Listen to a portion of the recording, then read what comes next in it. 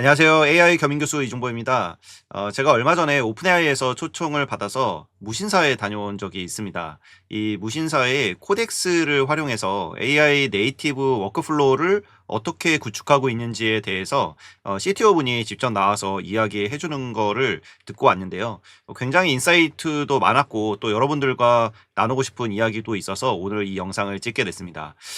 그 현장에서 있었던 생생한 이야기 그리고 제가 느꼈던 그런 인사이트를 같이 한번 나누도록 하겠습니다.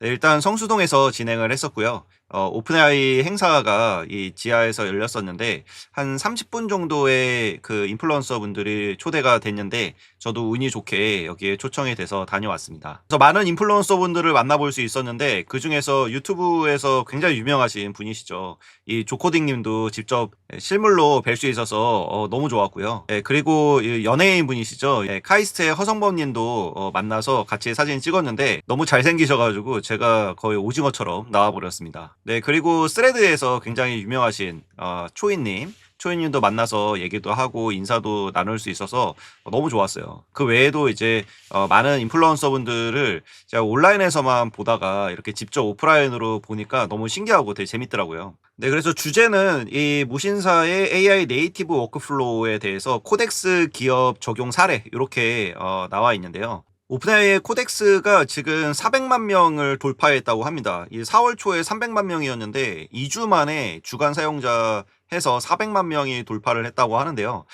최근에 이제 클로드 코드가 이 사양이 좀 떨어지고 여러 가지 자원 리소스 문제로 인해서 이 성능이 조금 너프되다 보니까는 그 반사이익으로 코덱스가 굉장히 각광을 받기 시작을 했는데요.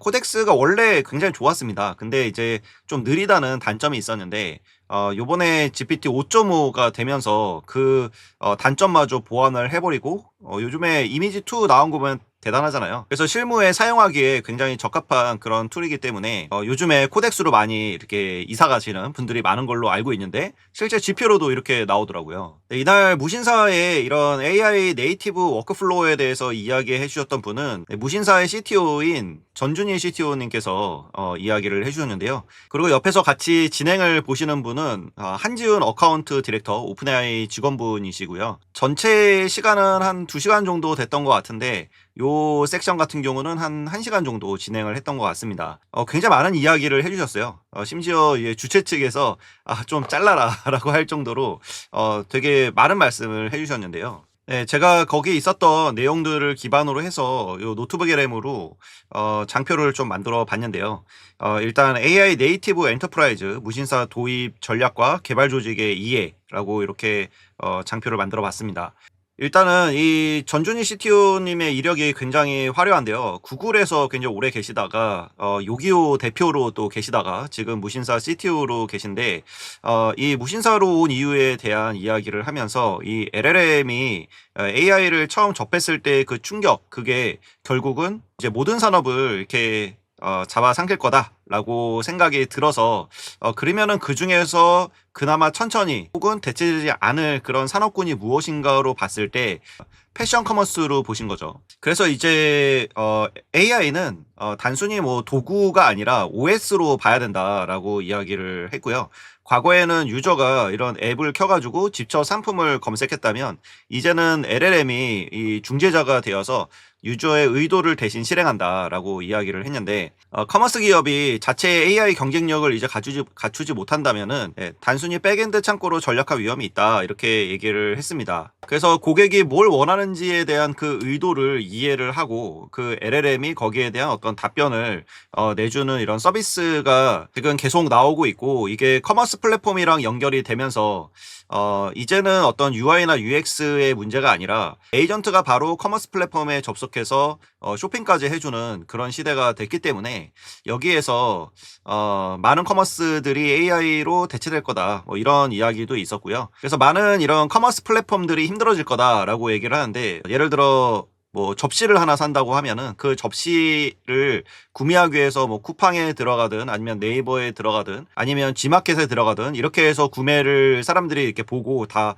가격이나 아니면 상세 페이지를 보고 구매를 하게 되는데 이제는 에이전트가 가서 그냥 제일 저렴한 거를 구매해가지고 우리 집 앞에다 배달해 주니까 이젠 플랫폼에 대해서 그렇게 종속될 이유가 없어지는 거고, 그래서 커머스 플랫폼들이 힘들어질 거다, 뭐 이런 얘기들이 있었습니다. 근데 아무래도 패션 쪽은 그런 거에 대해서 나한테 핏한 것을 찾아줘라고 해도 실물로 이렇게 만져보지 않고, 또 이렇게 어떤 색상인지, 색상도 굉장히 여러 가지가 있다고 하더라고요. 뭐 색상뿐만 아니라 여러 가지 주관적 요소가 들어가기 때문에, 그래서 이 패션 커머스를 선택했다라고 이야기를 하더라고요. 저도 첫 사업을 이 패션 커머스를 운영을 했었고요. 저는 리바이스 청바지를 판매하는 인터넷 쇼핑몰을 운영을 했었는데, 참 인연이 신기한 게 그 무신사가 그때 나왔었거든요. 그래서 그 당시에 이제 동대문에 옷 잘 입는 사람들 사진 찍어가지고 거기에 뭐 옷이 뭐 얼마짜린가 이런 거에 대한 이 매거진, 인터넷 매거진들이 많이 있었습니다. 근데 그 중에서 하나가 이제 무신사였는데,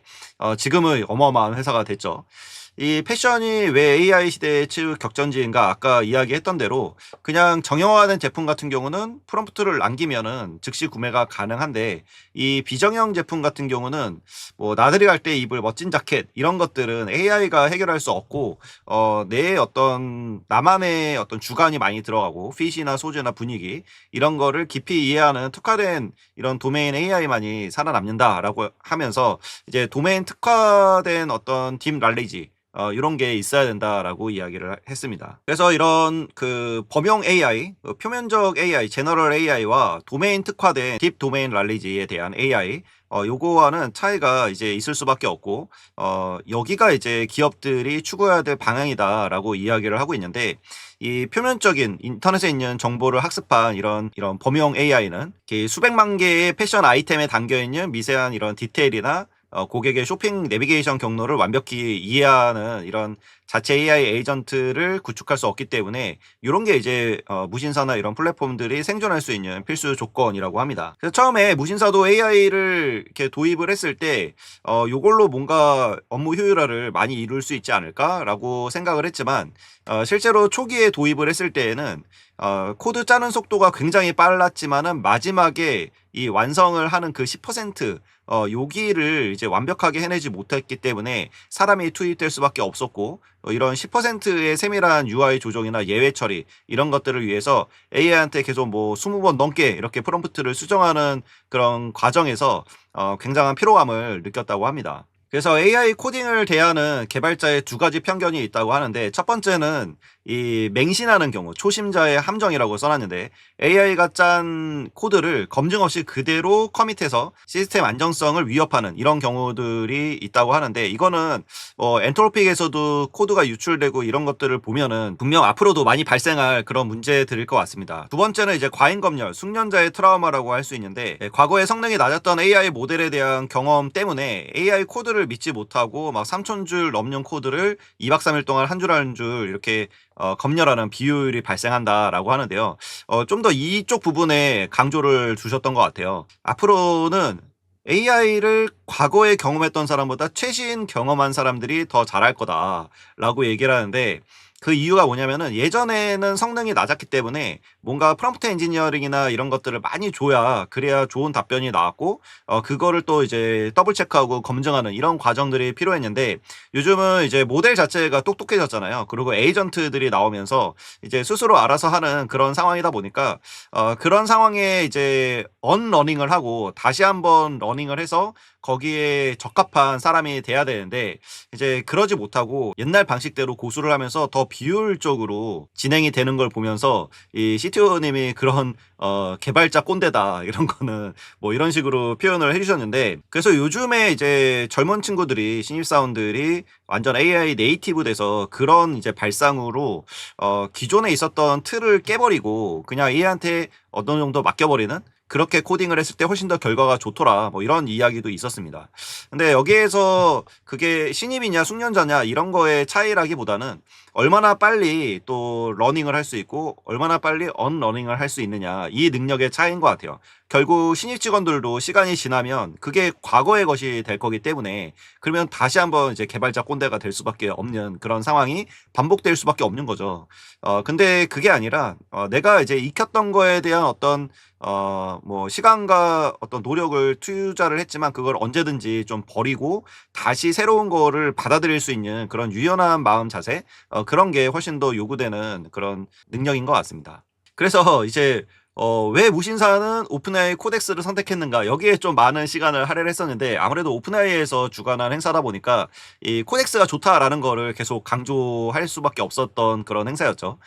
근데 그래도 되게 신뢰감이 가고 재밌었던 건, 이 무신사 CTO님께서 그런 거에 구애받지 않고 경쟁사인 클로드에 대한 이야기를 거침없이 하셨습니다. 그래서 당연히 이제 상호 보완적이기도 하고, 우리 사용자 입장에서는 더 좋은 거를 쓸 수밖에 없는 거잖아요. 네, 이 행사를 했을 당시에는 코덱스가 훨씬 더 좋은 상태이긴 했어요.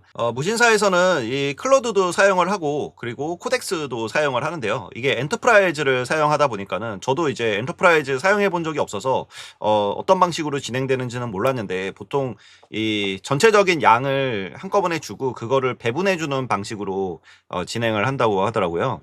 그래서 이 클로드 코드를 개발자들한테 거의 뭐 $200 그 맥스 200 정도의 양을 이렇게 배분을 해줬는데, 문제는 뭐냐면은 헤비 유저 같은 경우는 토큰을 너무 많이 사용한다는 거죠. 그래서 자기의 월급보다 더 많은 토큰을 사용하는 그러한 일들이 생겨났었고, 이 클로드가 토큰이 비싸기로 유명하잖아요. 그리고 많이 더 잡아먹어서 리밋이 금방 끝나는 걸로 또 유명한데, 실제 엔터프라이즈에서는 이 토큰 비용이 한 5배 정도 비싸다고 하더라고요. 근데 그런 것들을 막 돌리다 보면은 이제 굉장히 낭비되는 경우들이 생기겠죠. 이 처음에 이제 AI 네이티브 AI가 나올 때, 그때는 이 토큰 수를 얼마나 많이 사용하느냐, 뭐 이런 게 굉장히 경쟁이 불붙어 가지고 진행이 됐었는데, 이제는 그런 게 의미가 없다. 오히려 그 토큰을 적게 쓰고 거기에 대한 퍼포먼스가 가성비 있게 토큰을 쓰는 게 훨씬 더 좋은 사용 방법이잖아요. 그거는 너무나 자명한 사실이죠. 네, 뭐 챗GPT 처음 나왔을 때도 우리가 프롬프트를 많이 남겨봐야 된다, 이런 얘기들이 있었지만은, 결국에 이제 프롬프트 엔지니어라는 그런 개념이 나오면서 가성비 있게 이제 토큰 수를 얼마나 적게 넣어서 적은 토큰 수로 좋은 아웃풋을 낼 수 있느냐, 이런 게 이제 이슈였듯이 여기도 마찬가지인 것 같습니다. 그래서 근데 클로드 코드 같은 경우는 이제 좀 느낌이 즉각적이고 거침없이 빠른 출력이라 되어 있는데, 어떤 명령을 딱 시키면 그러면은 바로 예 알겠습니다 그러고 뛰쳐나가는 그런 느낌이라고 하더라고요. 근데 문제는 그렇게 이렇게 빨리 튀어나갔는데, 그래서 일을 하긴 합니다. 일을 하긴 하는데 이 오류가 너무 작고, 결국에 이제 사람이 해야 되는 일들이 더 많아지는 그런 일들이 생긴다고 했는데, 굉장히 이제 프로젝트가 크잖아요. 이런 엔터프라이즈에서 하는 거는 어떤 서로서로의 연관성을 생각해서 이 기능이 고쳐지면은 여기에 또 영향을 끼치고, 이런 사이드 이펙트 같은 것들이 있을 텐데, 그것들에 대해서 그 클로드 코드는 그거를 이제 무시하고 그냥 정해진 일에 대해서만 하다 보니까 오류가 많았고, 그리고 표준 사이클을 무시하는 경향이 있다고 합니다. 반면에 이제 코덱스 같은 경우는 굉장히 신중하면서 코너 케이스를 우선 고려한다고 하는데, 명령을 내리면은 일단은 실행을 안 하고 계속 생각을 한다고 합니다. 그래서 이거는 이거에 영향을 끼칠 것 같은데, 이거는 영향을 끼칠 것 같은데, 이런 생각을 하면서 굉장히 시작하는 데는 오래 걸려서, 일단 출발하는 데는 굉장히 시간이 오래 걸리는데, 일단 스타트를 하고 나면은 전체적으로 그런 모든 영향을 고려해서 만들기 때문에 사람이 손댈 일이 거의 없다고 합니다. 그래서 이 TDD 테스트 주도 개발 및 사전 문서화를 강제할 수 있고, 또 엔터프라이즈 환경에서 압도적인 토큰 효율성을 주기도 하고요. 지금 오픈AI 쪽에서도 계속 내세우는 게, 우리는 자원이 풍부하다. 결국에 이제 리소스에 대한 이야기를 하더라고요. 그 행간을 제가 봤을 때에는 엔트로픽 같은 경우는 지금 자원이 굉장히 모자라다, GPU가 모자라다는 이야기로 저는 들렸고요. 반면에 이제 오픈AI 같은 경우는 이 GPU 확보를 이미 많이 해놨기 때문에 거기에 대한 어떤 비용이나 이런 거에 대해서 좀 더 자유로울 수 있다. 훨씬 우리는 토큰을 저렴하게 뭐 제공해 줄 것이다 라고 하는데, 실제로도 그러잖아요. 우리가 코덱스 사용하다 보면은 뭐 사용하다 보면은 별것도 아닌 이벤트로 인해서 다시 리셋해 주고, 요번에는 뭐 무슨 날이라 리셋하겠습니다, 뭐 출시해서 리셋하겠습니다 그러면서 썼던 거를 다시 토큰을 다시 리셋을 해 주니까는 거의 무제한으로 사용할 수 있는 그런 느낌이 들기도 하죠. 그래서 그런 게 좀 전략적으로 가져가고 있는 것 같아요. 그래서 내장 브라우저 렌더링으로 즉각적인 시각적 디버깅 지원 이렇게 되어 있는데, 최근에 이제 컴퓨터 유스가 나오면서 이 컴퓨터 유스 컴퓨터를 컨트롤하는 그 속도도 되게 빨라졌죠. 근데 요번에 이제 5.5가 나오면서 더 좋아졌다고 하는데, 코덱스 5.5를 사용하면은 이게 신중하게 고려했던 그 시간이 굉장히 단축됐다고 합니다. 어떤 분들이 이야기하기에는 이제 클로드 코드 같은 경우는 개발자랑 좀 비슷해서 티켓이라는 거를 보통 개발자들은 발행을 해서 일을 하시잖아요. 근데 이 티켓이 발행되면은 발행됐을 때만 그 티켓에 관해서만 일을 한다, 그냥 주어진 일에 대해서만 딱 하고 마는 그런 느낌인 것 같고, 이 코덱스 같은 경우는 이 티켓 외에 다른 영역까지 자기가 다 생각을 해서 알아서 잘한다, 뭐 이런 느낌인 것 같습니다. 물론 이제 클로드 코드도 가만히 있진 않겠죠. 그리고 조만간 구글 I.O.도 있을 거기 때문에 구글도 가만히 있지는 않을 겁니다. 근데 이 행사는 오픈AI에서 주최한 행사였고, 그렇기 때문에 좀 더 오픈AI에 치중된 경향이 있다는 거를 감안하고 들어주시면 좋을 것 같습니다. 그래서 내부에서 이 AI 네이티브를 어떻게 할 것이냐, 이게 저는 되게 궁금했는데 무신사에서는 어떻게 하고 있을까 봤는데요. 일단은 에반젤리스트를 발굴한다는 게 굉장히 좀 획기적이기도 했습니다. 저도 이제 다른 대기업들의 강의도 나가고 그 내부에서 어떤 일들이 이루어지고 있는지 조금은 이제 보고 있는데, 뭐 SK나 아니면 삼성 같은 경우는 이런 에반젤리스트들을 계속 발굴하는 여러 가지 행사들도 진행을 하는 걸로 알고 있습니다. 저도 SK텔레콤에서는 AI 프론티어라는 분들을 대상으로 해서 강의를 했었고요. 그분들이 이제 에반젤리스트들이신 거죠. 그리고 삼성에서는 삼성금융 쪽에 최근에 제가 강의를 했는데, 삼성금융 쪽에서는 요런 해커톤 비슷한 거를 이제 진행을 하면서 에반젤리스트들을 발굴을 하는 그런 일들이 일어나고 있는 것 같습니다. 그 외에도 이런 일들이 지금 굉장히 많이 일어나고 있고요. 지금 저도 많은 대기업들의 이런 AX라든지 AI 네이티브 혹은 AI 리더십 관련한 그런 강의 요청들을 계속 받고 있는데요. 기업 내에서 지금 뭔가 작년과는 또 다르게 매우 빠르게 어떤 그 AX로 혹은 AI 네이티브로의 전환을 이루려는 그런 움직임들이 보이는 것 같습니다. 무신사에서는 일단 컬티베이트, 이 에반젤리스트를 발굴해서 새로운 기술에 거부감이 없는 소수의 이런 AI를 잘 쓰는 그런 사람들을 선발해서 이 무제한 권한을 부여를 한다고 해요. 그래서 그 사람들이 각 부서에서 이제 다 차출돼서 아마 뽑히겠죠. 그러면은 그 부서 내에서 어떤 효율을 가져다 줄 거잖아요. 그러면서 다른 사람이 1시간 동안 할 일을 거의 1분 내에 끝내버린다든지, 이런 것들이 그 내부에서 일어나면은 그것이 나도 그런 거 좀 가르쳐 줘라고 하면서 이런 AI에 대한 효용이라든지 이런 거에 대해서 배우려고 하는 움직임들이 생기겠죠. 그리고 이것도 되게 특이했는데, 이 실리콘밸리에서 사용하고 있는 방법이라고 합니다. 이 허즈라고 해서 공유 채널을 슬랙에다 만들어서 거기에 이제 성공 사례나 이 프롬프트를 투명하게 자발적으로 공유하는 그런 거를 만들었다고 해요. 이게 요즘 좀 회자되고 있는 것 중에 하나가 그 어떤 커뮤니티에 올라온 건데, 이미지 생성을 굉장히 잘하는 신입 직원이 있었대요. 이 무신사 얘기는 아닙니다. 팀장이 이 프롬프트 좀 가르쳐 줘라고 했더니 안 가르쳐 줬다는 거예요. 그래서 카톡방 같은 거를 만들어서 팀원들끼리 이렇게 공유하자 이렇게 했는데, 그 신입 직원만 거기에 대답을 안 했다고 하는데, 그 직접 만나서 물어봤더니 내가 몇 년 동안 고생해서 공부해가지고 얻은 노하우인데 이걸 내가 왜 공유해야 되냐, 이런 이야기를 했다고 하더라고요. 그래서 뭐가 맞느냐 이런 거에 대한 찬반 토론들이 막 일어나고 있던 것 같은데, 이제 그런 것들이 개인의 자산이냐 회사의 자산이냐 뭐 이런 거에 이제 의견들이 있는 것 같습니다. 근데 그거는 이제 회사에서 이렇게 어떤 문화로 만드느냐 이거에 따라 달라지는 것 같고요. 무신사는 굉장히 잘 하고 있는 것 같아요. 그래서 이렇게 사내 메신저에서 전용 채널을 개설해가지고 성공 사례 이런 프롬프트 이런 것들을 투명하게 자발적으로 공유를 한다고 합니다.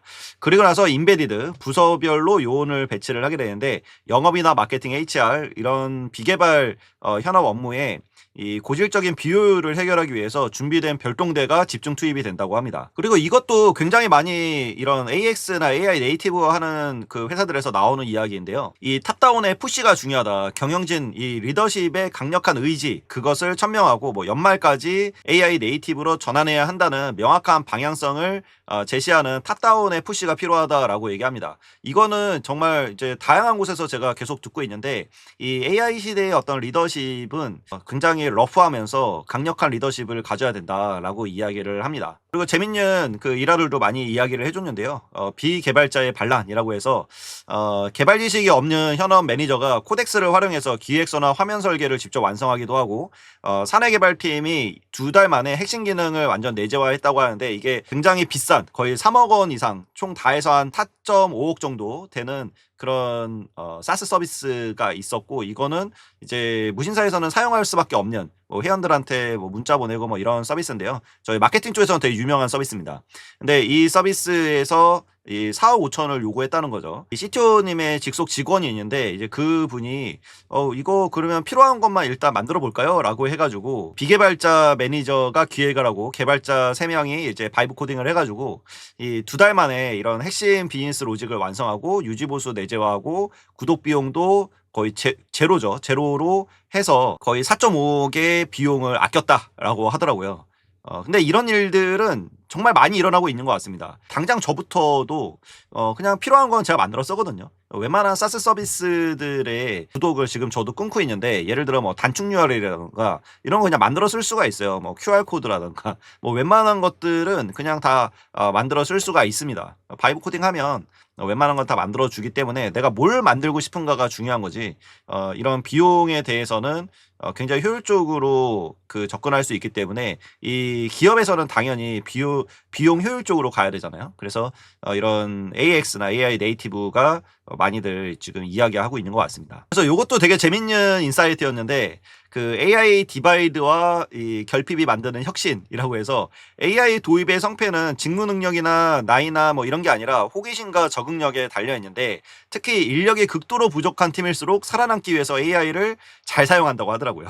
이런 리소스가 풍부하면 사람이 기존의 일을 다 하고 있잖아요. 그렇기 때문에 뭐 굳이 AI를 내가 써야 되나? 뭐 이런 기존에 잘 일이 돌아가고 있으니까 그런 생각을 하게 되는 반면에 기존의 리소스가 굉장히 부족했던 팀은 자신들의 업무가 과중되니까 어쩔 수 없이 AI를 도입해야 되고 AI를 통해서 여러 가지 업무 프로세스나 이런 것들을 혁신을 하더라는 거죠. 이게 참 아이러니한 부분이긴 한데 항상 결핍이 뭔가 혁신을 만드는 거죠. 절박함과 이런 것들이 만드는 거기 때문에 여기에도 여지없이 적용되는 것 같습니다. 이거는 이제 CTO 분이 개발자이기 때문에 이런 말을 할 수 있는 것 같아요. 저도 마케터이기 때문에 특히 마케팅 에이전시를 한 16년간 해왔기 때문에 이제 마케팅 에이전시는 끝났다라고 저는 자신 있게 얘기할 수 있거든요. 그리고 제 회사의 어떤 포지셔닝도 마케팅 대행사에서 이제 마케팅 그 AI 사스 서비스로 포지셔닝을 바꿨는데 이분도 이제 개발자라는 직업은 이제 끝났다라고 이야기를 하면서 올해 말까지 2026년이죠. 2026년 말까지 실리콘밸리 코드의 80%가 다 AI가 쓴다고 합니다. 내년 2027년 말까지는 전 세계 코드 100%를 AI가 작성할 거다. AI 에이전트가 작성할 거다라고 이야기를 하고요. 코드를 타이핑하는 시대가 끝났다라고 이야기를 하시더라고요. 당연히 그 코드를 분석하거나 뭐 아니면 어느 방향으로 갈 거냐 뭐 이런 거에 대해서는 개발자들이 필요할 거고 이 개발자의 역할이 달라진다는 이야기였습니다. 그래서 AI 시대의 IT 직군이 변화하게 되는데 이제 개발자는 코드를 직접 타이핑하고 문법을 암기하는 게 아니라 이 프로덕트 엔지니어라는 그 개념이 지금 실리콘밸리에서 나오고 있다고 합니다. 그래서 무신사에서도 프로덕트 엔지니어라는 말을 쓰는데 뭐 프로덕트 매니저 아니면 프로덕트 오너 이런 것들이 실리콘밸리에서 주로 많이 사용하는 거잖아요. PM이나 PO. 근데 이제 PE라는 것도 생기는 것 같아요. 이 개발자가 약간 기획자의 영역으로 들어오는 거죠.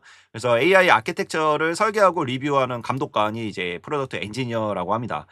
디자이너도 요번에 클로드 디자인이 나오면서 이제 완전히 혁신이 일어났다고 하는데 예전처럼 피그마에서 한 땀 한 땀 화면을 직접 드로잉하면서 하는 그런 게 아니라 이 AI 디자인 디렉터라고 해서 프롬프트로 레이아웃을 생성하고 정지하는 이런 식으로 바뀌었다고 하고요. 데이터 아널리시스 같은 경우도 예전에 SQL에서 쿼리에 대해서 대부분의 업무 시간을 소요했다면 이제는 이제 스트래티직 그 애널리티스트라고 해서 쿼리는 AI가 전담하고 데이터 기반의 비즈니스 전략을 도출하는 데 집중하겠다.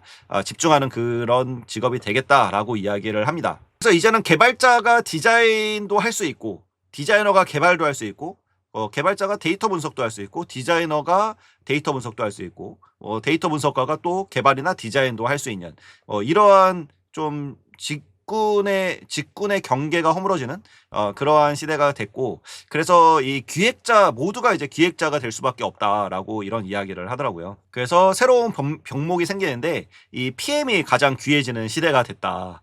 이제 그렇게 가고 있다라고 합니다. 개발 비용이 0으로 수렴하면서 이제 기업이 성장을 가로막는 유일한 병목은 인간의 상상력인데, 이 제가 궁금했던 게 그거거든요. 이 업무, 우리나라는 정직원을 이 고용주가 함부로 자를 수가 없잖아요.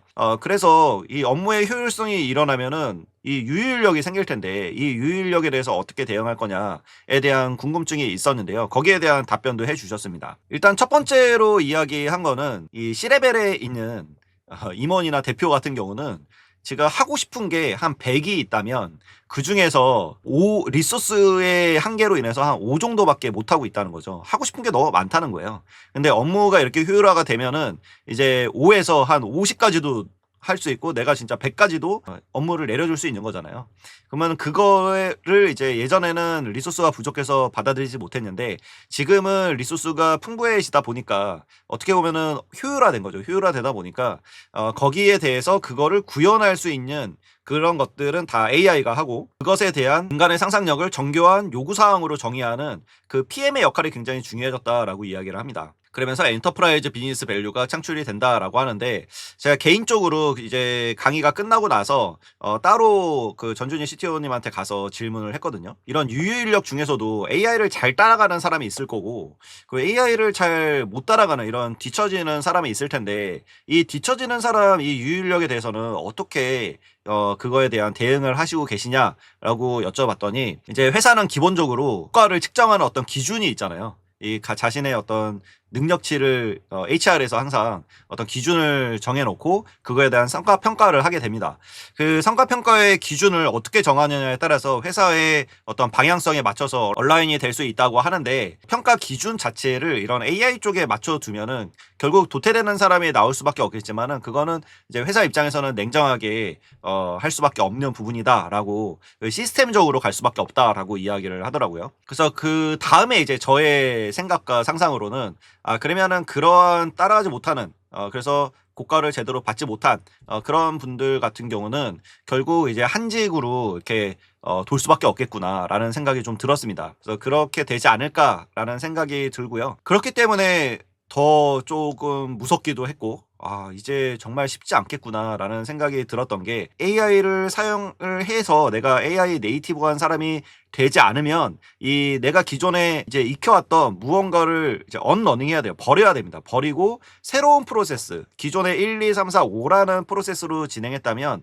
이 AI 시대에는 그거를 그냥 1로 묶어서 실행할 수 있거나 아니면은 또 다른 차원으로 엮어서 사용할 수 있는 그러한 창의력과 그 기존의 관습으로 진행되었던 어떤 관성을 버릴 수 있어야 되는데 그게 쉽지 않습니다. 네, 그런 이제 언러닝의 그 스킬이 더욱더 중요해지는 시기가 되지 않았나 싶습니다. 그래서 무신사에서도 최근에는 채용 기준의 패러다임이 전환됐다고 하는데, AI를 활용해서 어떤 제약 조건 내에서 문제를 설계하고 해결하는 능력을 이제 테스트를 하는데, 단순한 문법 테스트가 아니라 AI를 다루는 능력을 이제 더 보겠다고 하는 거죠. 그래서 요번에 66명을 뽑았는데 뭐 몇백 명이 지원을 했다고 해요. 근데 그 중에서 기본적인 개발자에 대한 문법 테스트도 했지만 그거 외에 이제 뭐 AI를 활용해서 이런 거를 제약 조건 내에서 이거를 문제를 설계하고 해결해봐라 라고 하는 문제를 내줘서 그런 사람들을 뽑았다고 합니다. 그래서 자신의 방식을 고집하는 10년차 시니어보다 압도적인 아웃풋을 지금 내고 있다고 하는데요. 그래서 이런 AI 네이티브 주니어 이런 게 중요해진다고 합니다. 지금 취준생이거나 이런 분들은 저도 이제 학교에서 학생들한테 강조하는 게 AI 네이티브가 돼야 된다라고 이야기를 하는데, 생각보다 이 대학생들이 AI 잘 못 씁니다. 취업 준비는 열심히 하는데 AI까지는 가지 못했어요. 왜냐하면 그게 중요하다고 인지가 되지 않고 이 대학 내에서도 AI를 사용하지 말라는 뭐 시험 볼 때나 뭐 이럴 때에 그 리포트 쓸 때나 이럴 때 AI를 사용하지 못하게 해라라는 지침이 내려옵니다. 제가 지금 4개 학교에서 3개 학교에서 겸임 교수라고 이제 4개 학교 출강을 하고 있는데 다 똑같아요. 결국은 이 교육 제도 변화가 있어야 되고 기존의 교육의 방식이 바뀌어야 되는데 그게 바뀌기가 말로는 쉽지만 이게 관성이라는 게 거기도 당연히 있기 때문에 쉽게 바뀌지 않을 겁니다. 결국은 스스로 챙겨야 돼요. 그 자기가 느끼고 챙겨야 되는데 현실의 벽에 마주하기 전에 지금 어떻게 보면은 반대로 얘기하면은 학생들, 취준생들한테는 기회라 볼 수 있습니다. 아무도 AI에 대해서 신경을 안 쓰고 있기 때문에 거기에서 내가 AI에 조금만 관심을 가지면은 나의 강력한 무기가 될 수 있다는 거죠. 그래서 이게 이제 개발자들에게만 적용되는 게 아니라 이제 전 직군, 비개발자 직군에도 다 적용된다고 하고요. 저만 해도 마케팅을 하잖아요. 마케팅에 대한 물론 저는 저 혼자 사업을 하지만 만약에 제가 직원을 채용한다고 하면은 당연히 AI를 잘 다루는 그런 마케터를 고용을 할 것 같고요. AI로 마케팅만 할 수 있는 사람을 뽑는 게 아니라 전체적으로 다 다룰 수 있는 사람을 뽑지 않을까 싶습니다. 그래서 결국에 이제 기술이 아니라 일하는 방식이 트랜스포메이션 돼야 된다라고 하면서 AI 에이전트의 도입은 단순히 더 좋은 소프트웨어를 사는 게 아니라 조직이 상상하고 기획하고 실행하는 모든 방식의 근본적인 아키텍처를 재설계해야 된다라고 하는데요. 이 AI 네이티브 엔터프라이즈로의 전환이 지금 막 일어나고 있는 상황이고 이런 일들이 앞으로 많이 일어날 거다라고 얘기하는데 뭐 교육도 마찬가지고 회사도 마찬가지고 전체적인 아키텍처를 재설계해야 되는 상황이 됐습니다. AI가 할 수 있는 일이 너무 많아졌기 때문에 거기에 대한 효율화를 추구하려면 기존에 하던 업무의 프로세스에서 내가 어떤 일을 하기 위해서 이 승인 절차들이 있잖아요. 뭐 팀장님한테 승인 받고 그 다음에 차장한테 승인 받고 부장한테 승인 받고 이제 그 임원한테 승인 받고 대표한테 승인 받고 이런 이 프로세스는 없어져야 된다는 거죠. 지금 일본 같은 경우도 지금 많이 지금 변화하고 있다고 하긴 하지만은 우리가 많이 비난했던 게 지금 디지털 시대에 아직도 도장 찍고 있냐 이 얘기를 했잖아요. 그런 일이 지금 우리나라 기업에서 일어나고 있다는 거죠. 단순히 AI를 도입해서 도구로 사용하는 게 아니라 AI 에이전트를 이해하고 AI 에이전트 워크플로우를 만들어서 전체적인 조직의 어떤 아키텍처를 재설계해야 된다. 근본적인 아키텍처를 재설계해야 된다라고 이야기를 하고 있습니다. 그래서 이게 참 쉽지 않은 것 같아요. 이미 기존의 조직이 있으면 거기 원활하게 돌아가고 있잖아요. 근데 굳이 뭐 거기에다가 AX를 더해가지고 뭐 다시 재설계를 하고 이런 게 참 쉽지 않은 것 같습니다.